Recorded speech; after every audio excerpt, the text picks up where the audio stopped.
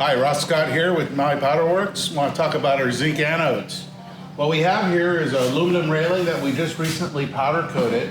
Before we powder coated it, we had a lot of failure down here at the base where the railing attached to the porch.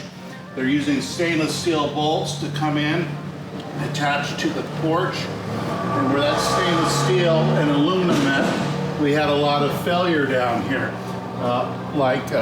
basically Alka-Seltzer metal, the white flaky stuff. So what we did here is we installed our zincs right to the point closest to contact here. We have them at all the bases of the feet of these, and this will basically stop the corrosion from happening.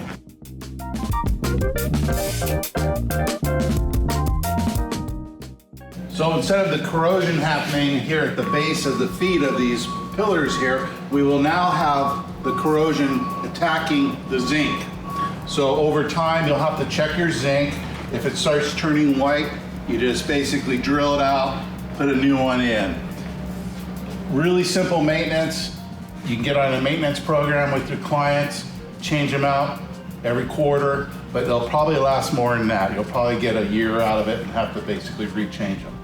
This is awesome because you'll never have failure and it'll extend the life of your product. You can probably get a 30-year finish if they do the maintenance on these.